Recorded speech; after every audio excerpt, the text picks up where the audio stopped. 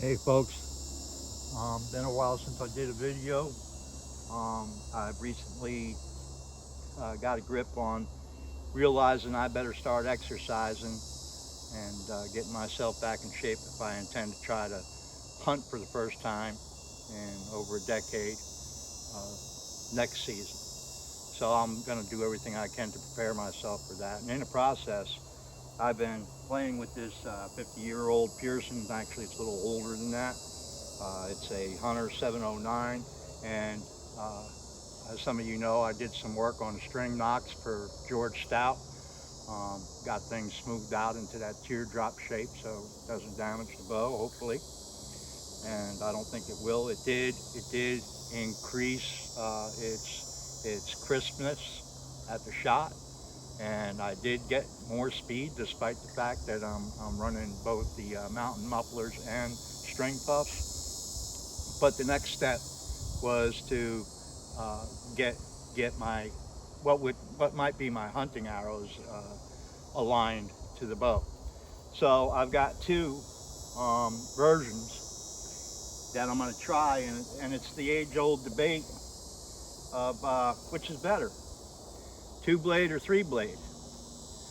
What I have here is a 30-inch long 400 spine arrow, and it has a 300 grain cut on contact two blade broadhead.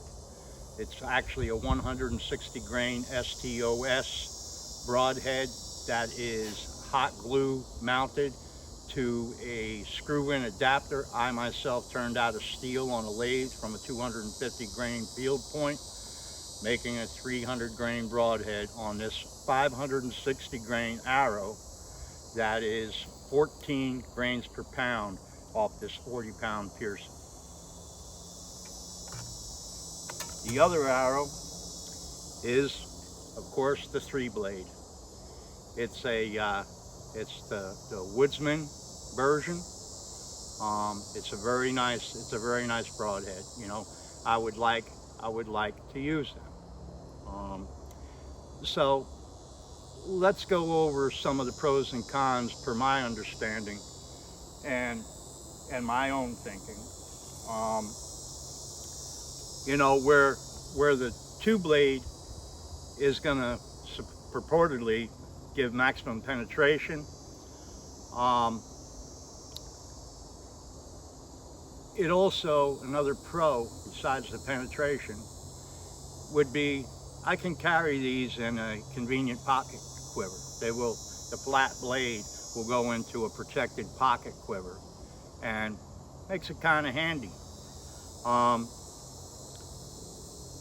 the three blade, the thing I like about it, two things, pros, just like the two pros of the pocket quiver and the penetration of the two blade. The two pros I like about the three blade are it doesn't cut a slit, it punches a hole.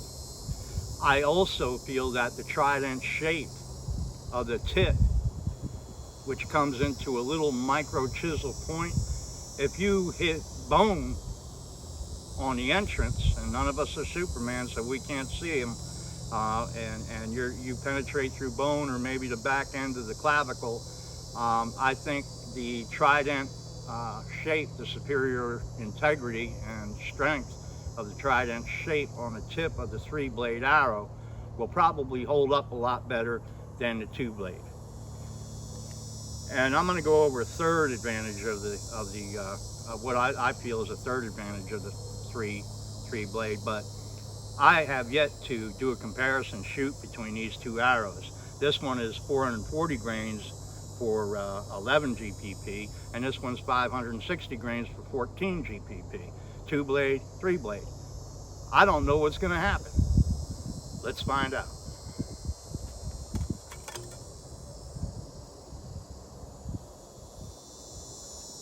I'm going to go ahead and shoot the three blade first.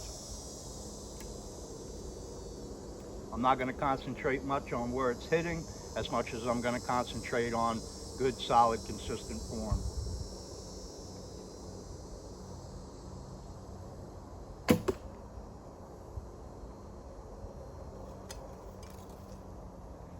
Now let's try the 2-blade.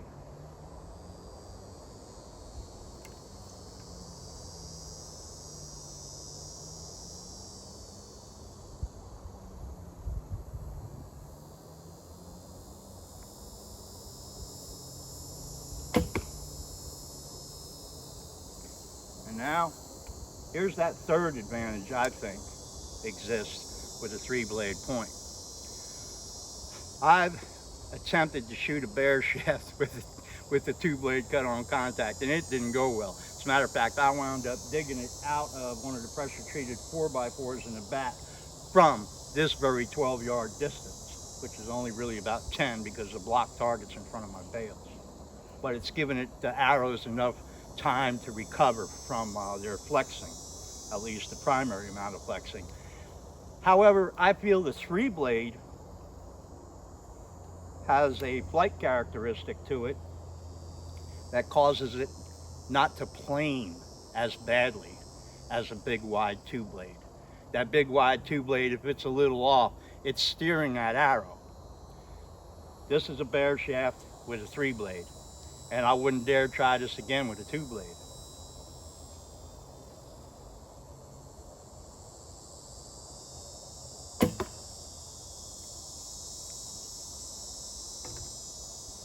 So let's go take a look. Get my glove off here. And y'all are gonna have to bear with me, because what I have is a setup of tape down here.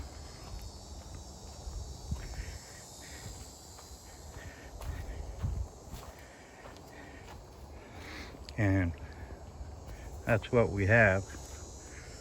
Throw my glove down here for a second, just so you can see. Man, I'm back there, and look at that. I mean, it's skewed, it's at an angle, but it's nowhere near the violent planing I experienced with the 2-blade. And that's just what I wanted to show you about the bear shaft with the 3-blade. So I'm going to set this down for a second. Hopefully I can do it in such a way that, well, maybe the camera's on the other end of the phone. Is that possible? Yeah. Okay, so now I'll move my glove. And the first thing I want to do is I want to pull out that bear shaft just to get it out of harm's way here. Okay, now, see if I can get my phone to balance. And I can. And what I'm going to do is I've already got pieces of tape here, painter's tape.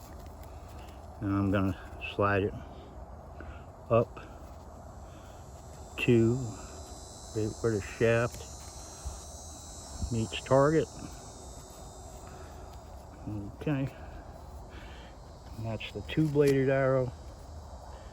And here I'm going to slide it up to where the shaft meets target.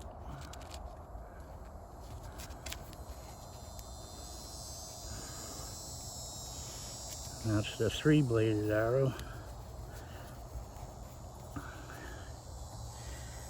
And I got to tell you, I'm not going to move the foam because I got it balanced, but things are looking pretty close here on the back. Matter of fact, let me just go ahead and show you. It's very close. I don't think there's, let me see. I'll move the tape measure. Okay. So there's 13 inches at the, we're looking at maybe a 1/4 inch difference between the knock ends. But remember, that arrow with the red fletching is in fact an inch shorter than my full-length Beeman. So let's get back to business, because this is the end of reality here, not where the knocks are sticking out. So I'm going to pull the 2-blade first, 560 grain.